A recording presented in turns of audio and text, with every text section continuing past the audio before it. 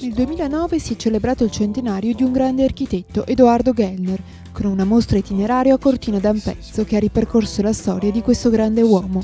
Disegni, schizzi, appunti, fotografie, materiali video sull'architetto e la sua arte. A pochi mesi dalla conclusione di questa esposizione si continua a parlare di Gellner. L'occasione è la prima edizione di Geoikos, rassegna che ha presentato progetti di enti pubblici e privati che hanno promosso l'identità del territorio veneto e del nord-est in termini di qualità, innovazione e sostenibilità.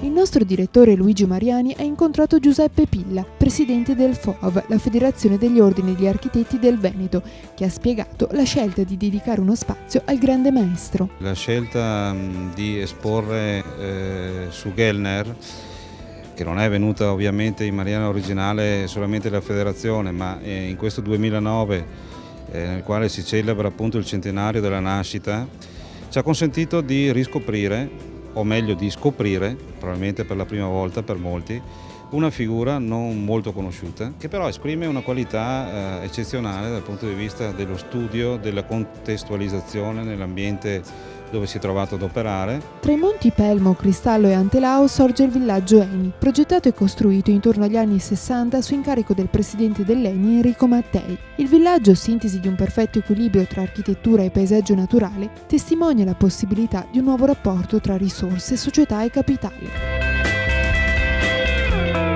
L'esperienza dell'architettura residenziale collettiva per vacanze rimase sempre centrale nel percorso professionale di Gellner. L'architetto rispose con soluzioni innovative alle sfide sociali poste dalla crescente domanda di edilizia turistica del dopoguerra. Lo spirito che anima ogni sua creazione e che lo rende oggi più che mai attuale, ha spiegato Giuseppe Pilla, è un approccio architettonico coerente in armonia con la natura. Lui che non era di origini venete, ma che ha trovato a Belluno e a Cortina soprattutto motivo per sviluppare una produzione che onestamente devo dire è fra le più significative di questa stagione moderna e contemporanea.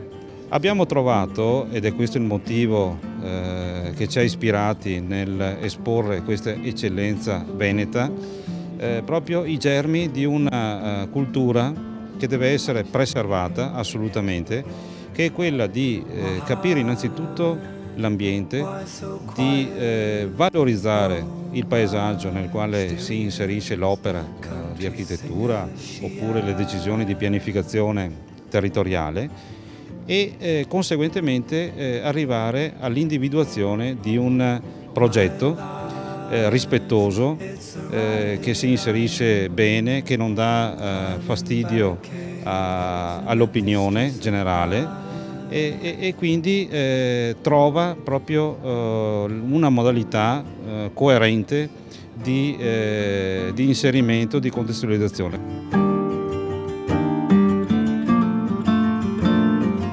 Oggi, 50 anni dopo, la struttura è stata rivalutata e rivista. Il villaggio comprende numerose strutture, un insieme equilibrato di edifici, dove forme, linee, colori e materiali sono un tutt'uno con lo splendido scenario.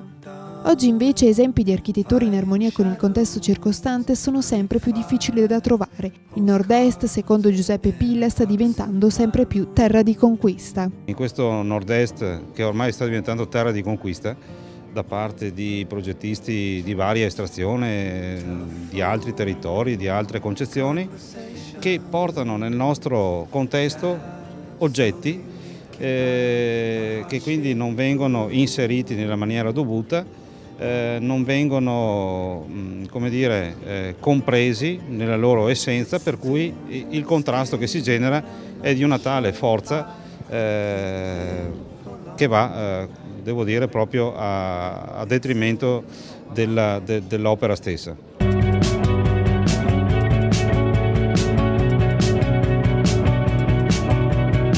Dunque l'idea di Gellner dell'architettura e dello spazio in cui l'urbanistica, il paesaggio, l'arredamento e il design sono aspetti di una medesima idea progettuale deve essere oggi riscoperta e valorizzata. Gellner è stato un maestro che va capito, da qui in avanti ci saranno tutti gli studi che approfondiranno la sua produzione. L'università sta concludendo l'archiviazione delle sue opere, dato che l'archivio è stato donato da lui quando era ancora in vita, l'archivio delle sue opere all'Università di Venezia, per cui ci aspettiamo uno studio che ne valorizzi e che ritagli, cosa che possiamo già dirlo adesso, una primaria importanza come maestro di architettura in questa terra veneta. Attraverso proprio le sensibilità dei nostri ordini ci consente di capire quali siano le tendenze, le storture che l'architettura e la produzione nuova contemporanea sta subendo e quindi culturalmente anche incidere e inserire dei concetti che magari possono rettificare queste deviazioni. Nel 2010 infatti un progetto ampliato della mostra sarà esposto al Maxi di Roma. Il nuovo Museo delle Arti Contemporanee progettato dall'architetto Zaha Hadid ospiterà un convegno di studi dedicato all'architettura di questo grande maestro, Edoardo Gellner.